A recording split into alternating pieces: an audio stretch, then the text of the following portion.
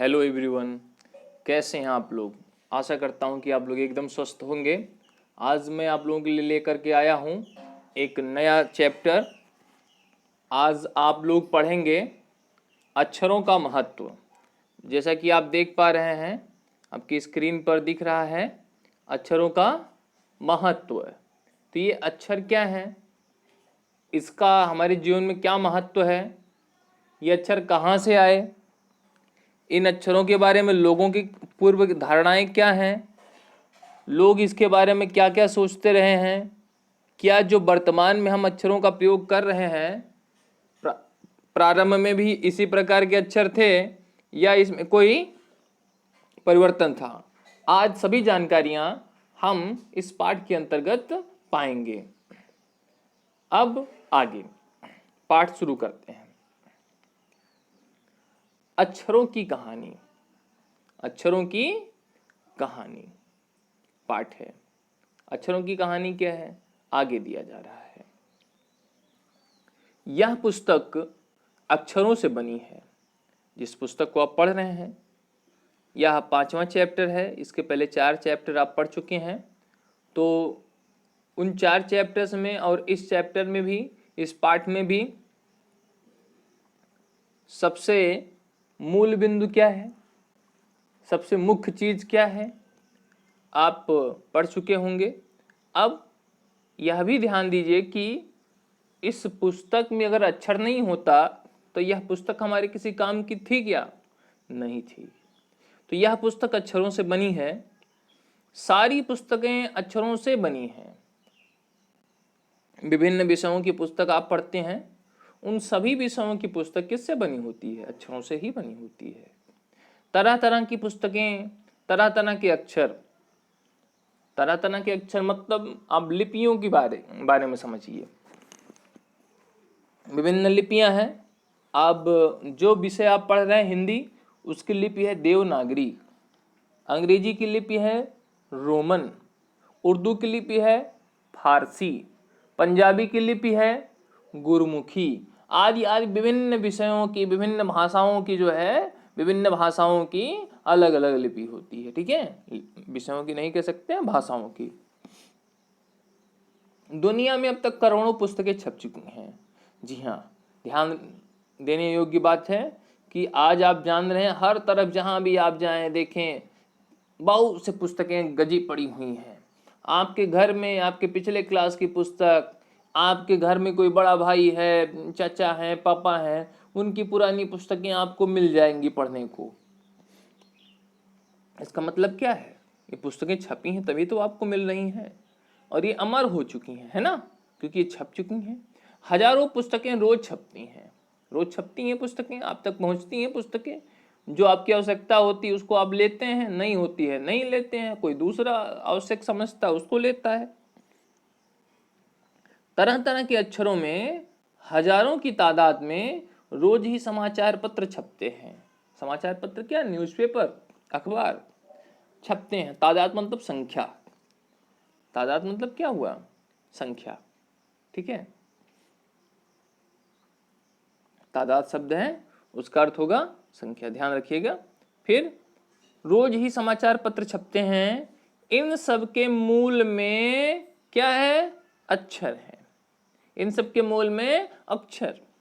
हम कल्पना भी नहीं कर सकते कि यदि आदमी अक्षरों को न जानता तो आज इस दुनिया का क्या हाल होता है।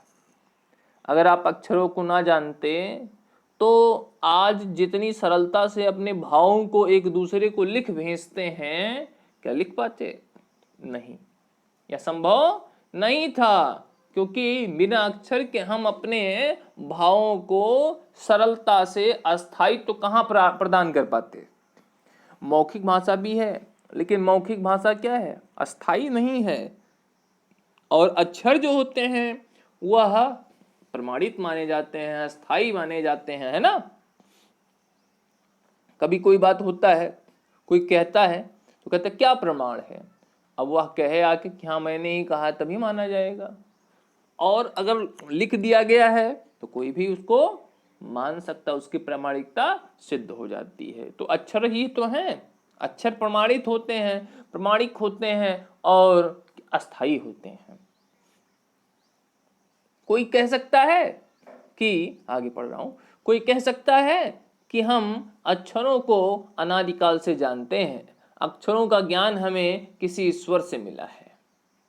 अब लोग बताते हैं, जो पूर्व धारणाएं थी, जो प्रारंभ के लोग थे, आदिकाल के लोग थे, उनको अक्षरों के प्रति यही मान्यता थी उनकी कि यह ईश्वर ने दिया है। अक्षरों का ज्ञान हमें कहाँ से मिला है? ईश्वर।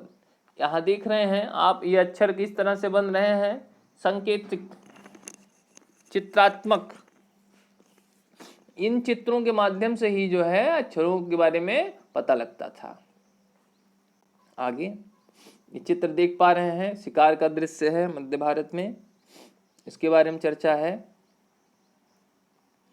तो यहाँ पर फिर क्या है? पुराने जमाने के लोग सचमुच ही सोचते थे कि अक्षरों की खोज ईश्वर ने की है, पर आज हम जानते हैं कि अक्षरों की खोज किसी ईश्वर ने नहीं बल्कि स्वयं आदमी ने की है।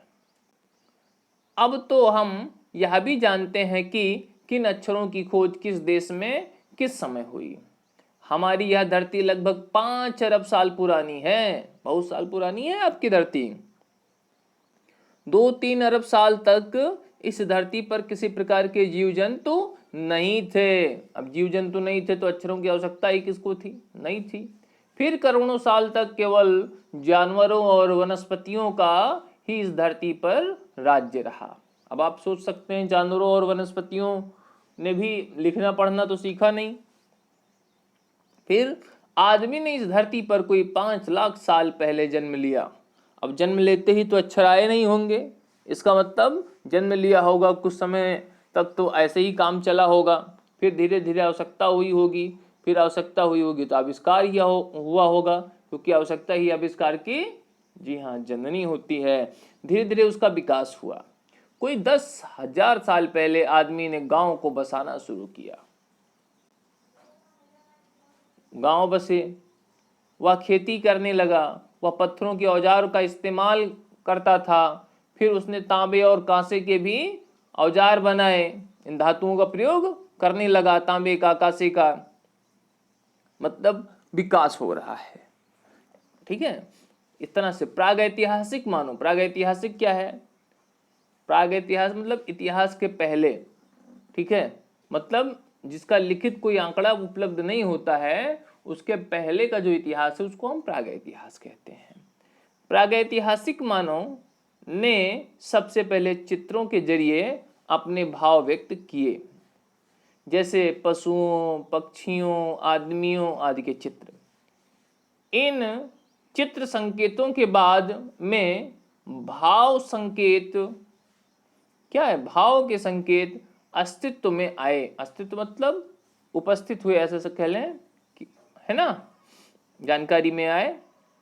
जैसे एक छोटे वृत्त के चहु ओर, चहु माने चारों ओर, वृत्त जानते ना, गोला, ठीक है, सर्किल कि चारों ओर किरणों की दोतक, दोतक माने सूचक, दोतक माने सूचक, इंडिकेटर समझिए, रेखाएं खींचने पर वह सूर्य का चित्र बन जाता है। अब आपको अगर ऐसा चित्र बनाया जाए, दिखाया जाए, तुरंत आप कहेंगे ये तो सूर्य है। बाद में यही चित्र ताप या धूप का द्योतक बन गया, ताप या धूप का सूचक बन गया। इस तरह अनेक भाव संकेत अस्तित्व में आए। अब जाहिर सी बात है, वो आए, पहले कुछ दूसरा समझा जाता था, बाद में उसमें परिवर्तन हो गया, उसे कुछ दूसरे सूचक के रूप में लिया जाने लगा।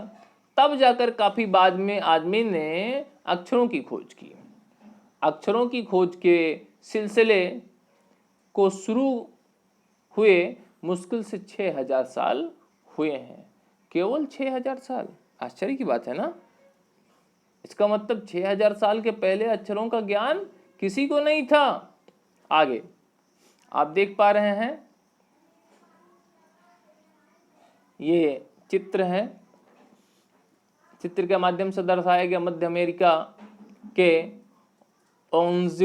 व आदिवासियों के चित्र, आदिवासी जो थे वो इस तरह से चित्र बनाते थे, संकेत देते थे।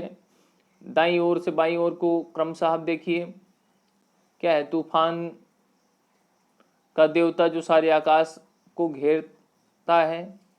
फिर नगाड़ा है, फिर क्या है, पंखों से सुशोभित नगाड़ा है। फिर द्रोणकाक है, कौवा को, और फिर क्या है, दवा खाने में आदमी है। तो ये इस तरह के चित्र हैं। अक्षरों की खोज के साथ एक नए युग की शुरुआत हुई। आदमी अपने विचार और अपने हिसाब किताब को लिखकर रखने लगा। तब से मानव को सभ्य कहा जाने लगा। जब से मानव अक्षरों का प्रयोग करने लगा तब से उसको क्या कहा जाने लगा, उसको सभ्य कहा जाने लगा। फिर आदमी ने जब से लिखना शुरू किया तब से इतिहास प्रारंभ हुआ। मैंने कहा ना कि जब से लिखित आंकड़ा है उसको इतिहास कहते हैं, और उसके पहले जब लिखित आंकड़ा नहीं था उसको प्राग इतिहास कहते हैं। किसी भी कौम या देश का इतिहास, कौम यहाँ समाज, ठीक है, का इतिहास तब से शुरू होता है जब से आदमी के लिखे हुए लेख मिलने लग जाते हैं। बताया ना मैंने। इस प्रकार इतिहास को शुरू हुए मुश्किल से 6000 साल हुए हैं। इसका मतलब 6000 साल पहले का जो इतिहास था वो अनुमान और कल्पना पर आधारित है। उसके पहले के काल को प्रागैतिहासिक काल यानी इतिहास के पहले का काल कहते हैं, प्री हिस्टोरियन एज, है ना। अतः हम देखते हैं कि यदि आदमी अक्षरों की खोज नहीं करता तो आज हम इतिहास को ना जान पाते। कैसे जान पाते कि कब कौन आया हमारे देश में, कब कौन गया, क्या क्या कब घटित हुआ, लिखा मिला है तब जानते हैं ना।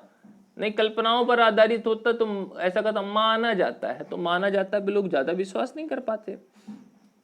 अतः हम देखते हैं कि यदि आदमी अक्षरों की खोज नहीं करता तो आज हम इतिहास को ना जान पाते।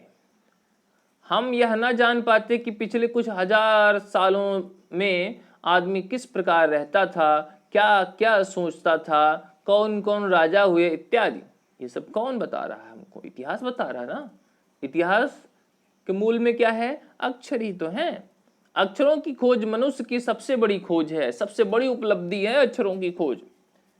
अक्षरों की खोज करने के बाद ही मनुष्य अपने विचारों को लिखकर रखने लगा। आज आप देख रहे हैं लेखन की बहुत सी पद्धतियां विकसित हुई हैं। इस प्रकार एक पीढ़ी के ज्ञान का इस्तेमाल दूसरी पीढ़ी करने लगी। अक्षरों की खोज करने के बाद पिछले 6000 सालों से मानव जाति का तेजी से विकास हुआ है, क्योंकि एक जगह के अक्षर, एक देश के अक्षर, एक समाज के अक्षर, एक भूखंड के अक्षर दूसरी जगह पहुंचने लगे। तो ये क्या है? वहां का विकास, वहां की खोज जो है दूसरी जगह तक पहुंचने लगी। यह महत्व है अक्षरों का और उनसे बनी हुई लिपियों का। अतः हम सबको अक्षरों की कहानी मालूम होनी चाहिए।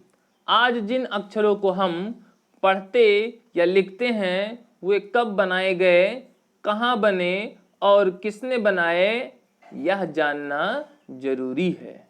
ठीक है, तो इसका चर्चा हम लोग फिर आगे करेंगे प्रश्नोत्तर के माध्यम से। और इस पाठ के लेखक का नाम जैसा कि यहाँ पर अंकित है, गुणाकर मूले। तो गुणाकर मूले जी ने एक बहुत अच्छा पाठ हम लोगों के सामने रखा जिसका आप लोग अध्ययन करेंगे। अब आगे के क्रम में हम लोग चर्चा करेंगे प्रश्नोत्तर का। तब तक के लिए इस पाठ को आप जितना हो सके दोहराएं और इस पाठ को अच्छे ढंग से पढ़ें, और आप स्वस्थ रहें, मस्त रहें, और अपने स्वस्थ जीवन को आगे गतिशील बनाए रखने के लिए खूब अध्ययन करें। धन्यवाद।